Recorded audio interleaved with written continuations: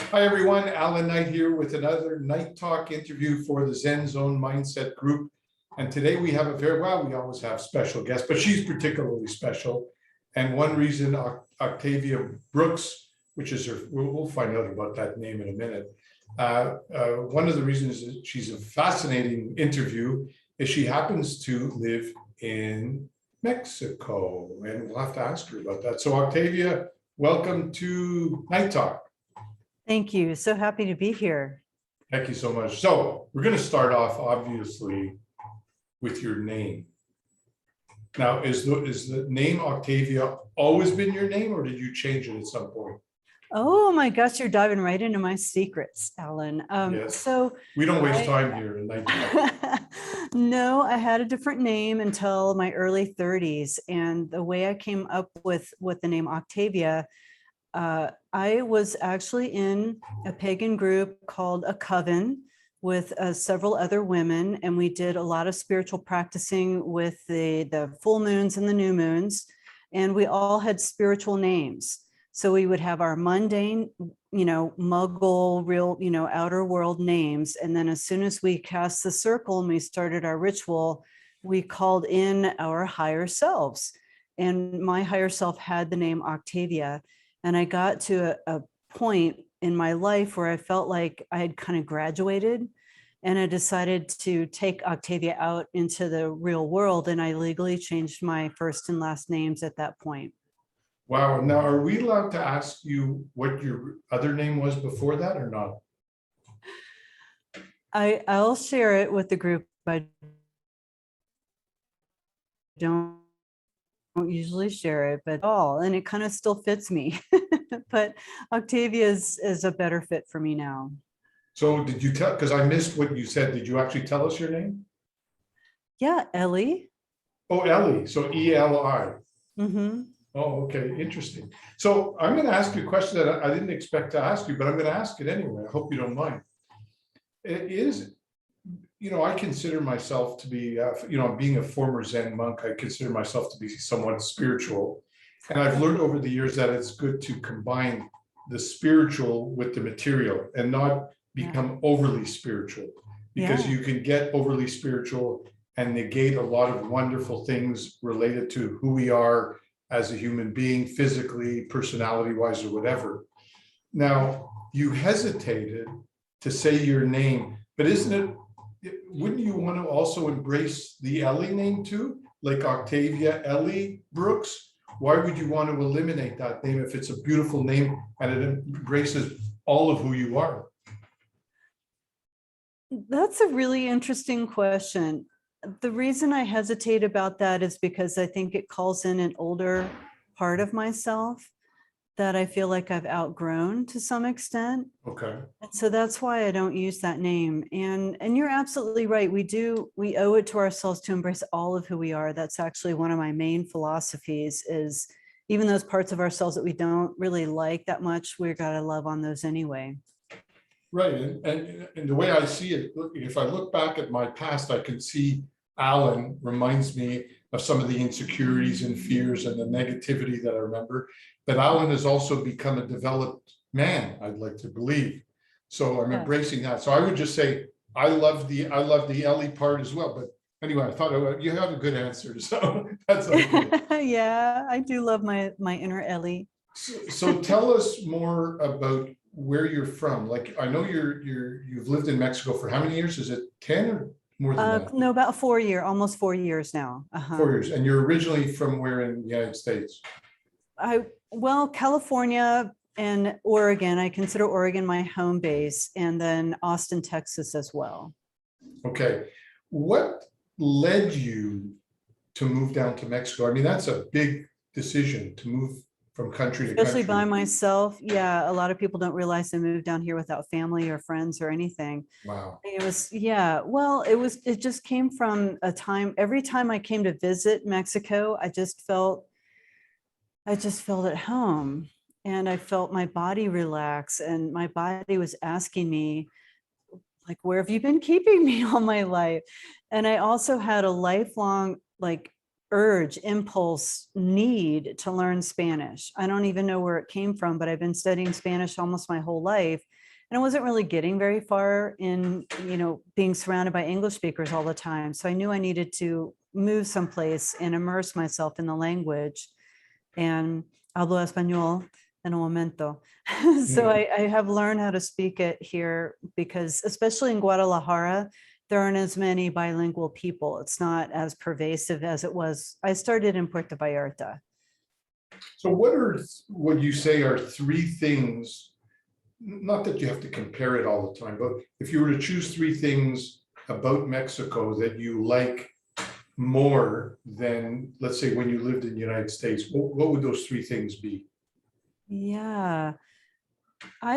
For me here, even though I live in a gigantic city, the energy feels a lot calmer.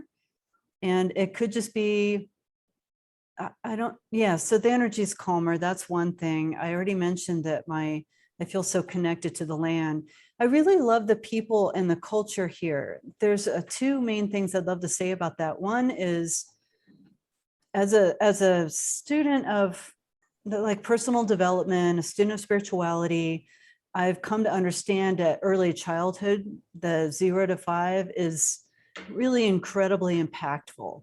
And because this is more of a communal culture than a culture of independence like we have in the United States and Canada, because it's a communal culture, there are bigger families, it's Catholic, there's bigger families, and there's more generations taking care of the babies, and the babies get a lot more of their needs met. And so you don't see some of the underlying tensions and anxieties as much here as I have noticed in the United States. So they're more of a family focus. Definitely, a huge family focus. It's really fascinating because I think I might have mentioned to you that I'm originally from Montreal, where I am right now. I moved back here 3 months ago, and I lived in Vancouver for 25 years. And the funny thing is, although I'm so grateful for my experience in Vancouver, it's a beautiful city, and I developed my training there and had wonderful experiences. I never felt at home there, ever. And when I decided to come back to Montreal, there's something inside me that's saying, I need to go back home. And from the moment I arrived, it's been magic on so many levels. And one of the things that I've noticed is there's such a unique difference between Quebec, which is the French side of Canada, versus the rest of Canada, which is primarily English. Yeah. And so in Montreal, it's very European. And I was just telling my friend David, who lives downstairs, I said, he's never lived in Quebec before. He loves the same things I do. And he said, we walk in the streets here. There's kids running around, there's families, it's family focused. There's a real focus on culture, in a unique way. There's a lot of passion to the culture, a lot of romance, and the architecture and everything. There's just a different feel to it. So I can relate to what you're saying about Mexico. Now, having said that, when you decided to move to Mexico, was that a quick, impulsive decision or one that was growing for a long period of time? It grew for a long period of time, but let me come back to that 1 second. I've just got to say something. Mexico has something in common with what you just said about Quebec, because the Spanish were here for 300 years.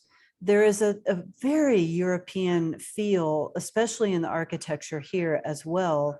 And also this is the second thing I love about living here. The culture is a continuous mix of the indigenous cultures. There are still very big tribes all over Mexico.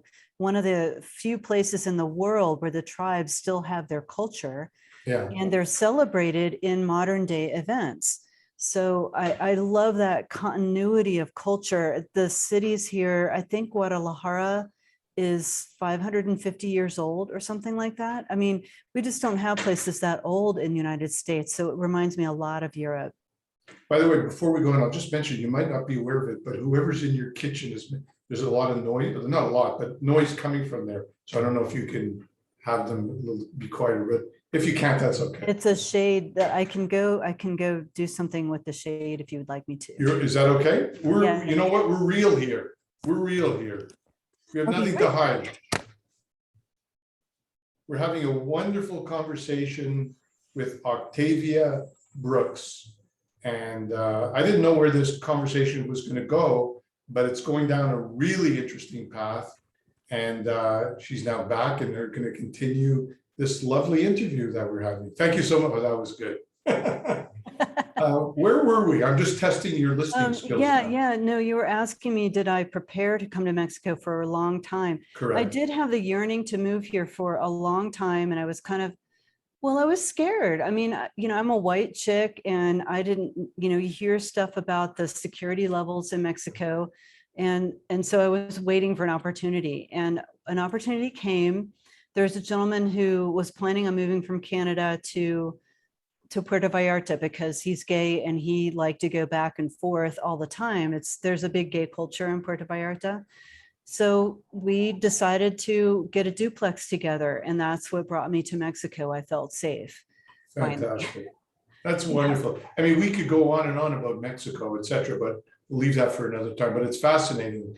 Now, tell us something about your background before we get into what you're actually doing, the exciting work that you do with people, obviously.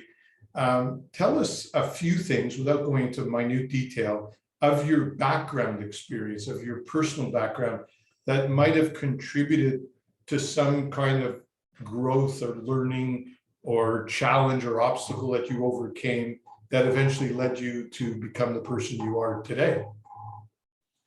Oh, wow.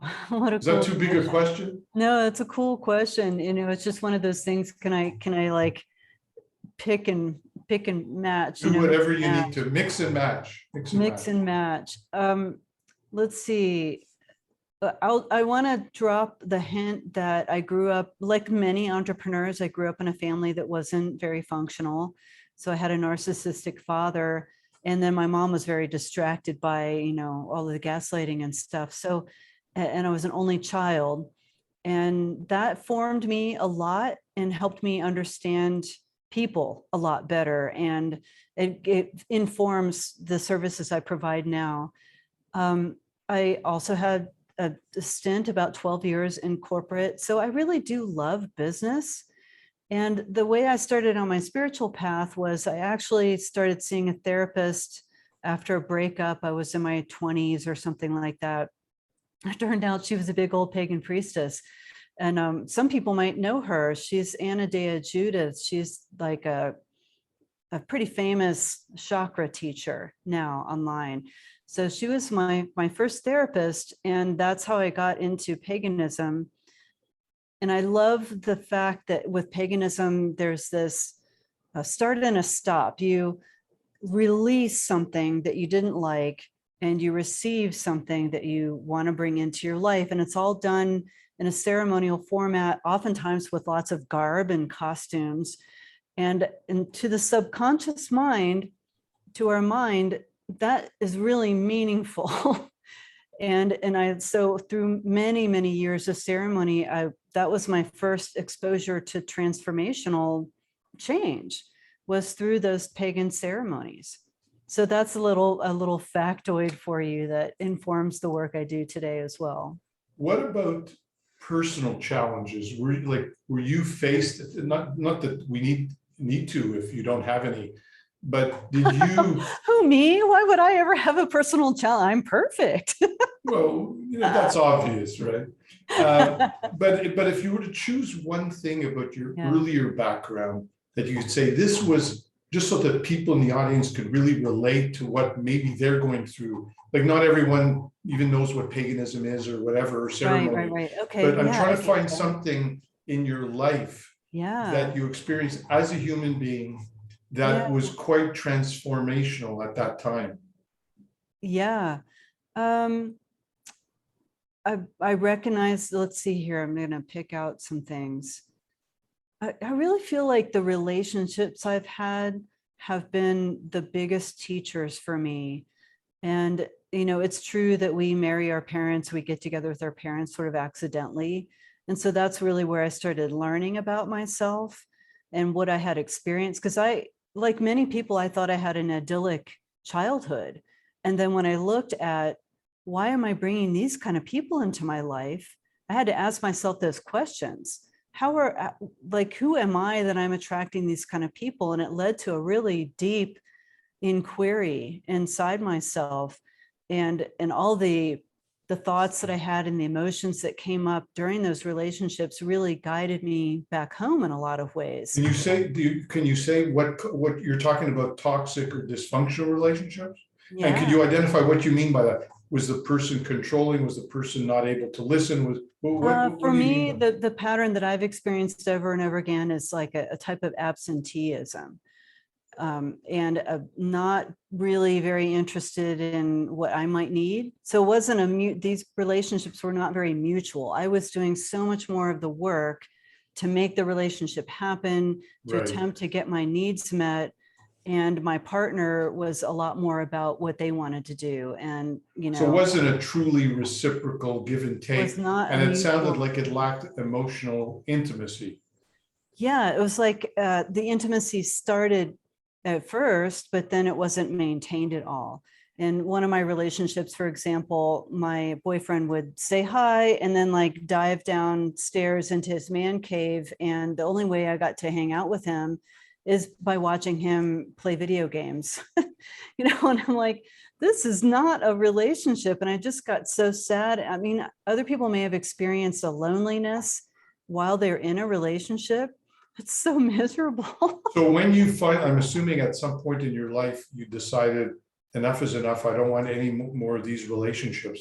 Were you able to ultimately transform the quality of your subsequent relationships?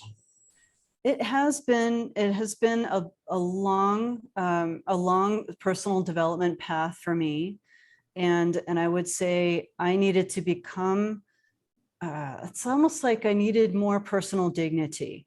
I needed more self-worth, more confidence, and owning that I have value to a relationship, that I have value to a man. And then when I carry myself that way, now that I've been able to carry myself that way, when I'm dating, it's really only good men who are coming my way now. Fantastic. And there's one other really important thing that this is bringing out, which is good men think entirely differently than the men I was dating before. I don't want to call them bad because I don't like calling anybody bad, but the people with a lot of broken stuff inside think really, really differently than good men. And so that was a huge learning curve for me to understand how good men thought. I had very little exposure to good men. So I had to read a lot of books. I had to educate myself. I had to speak to a lot of different people. And that was a really big lesson for me. You're going to love, I think I told you when I spoke to you last week, you're going to love our launch very, very soon, coming soon, of the Soulmate Revolution, because the Soulmate Revolution was my lifetime dream, was all about helping people to attract heart-centered relationships from the inside out through training and networking with like-minded people. Yeah. Coming soon, my dear, you're going to love it. I'm looking forward to it. So now that we have a bit of an idea of your fascinating background and persona, so to speak, why don't we, as we bring this interview to a close, why don't you take a few minutes and tell us what this is culminated in the sense of what is it you do, who do you do it for, and ultimately, how do they get in touch with you? Well, I appreciate that opportunity. Thank you, Allan. Well, all of my spiritual path, and I mentioned the paganism, I was exposed to something called shamanic journeys, and I had developed an expertise in shamanic healing techniques. This is a form of intuition where I'm able to travel back along someone's timeline, even into pre-verbal ages, and revise what's in their subconscious, the belief systems that they took from a traumatic event, for example. And I call that ancient neuroscience. This is my passion modality because, and it does work for practically any kind of block or obstacle that someone might have. And that was part of my entrepreneurial journey, very challenging to pick a niche. And so I'm putting it together because I recently became a neuroscience coach. And now I have a lot of information about the latest in neuroscience, which is how our brains work. And it includes things about the old part of our brain and the new part of our brain, and how the new part of our brain, the prefrontal cortex, is so much more effective at making decisions, being creative. It's the best, it's where we really want to come to. And I know that your 9-step program really guides people to stay in their prefrontal cortex, because all the spiritual masters and gurus, that's really what they're all saying to us.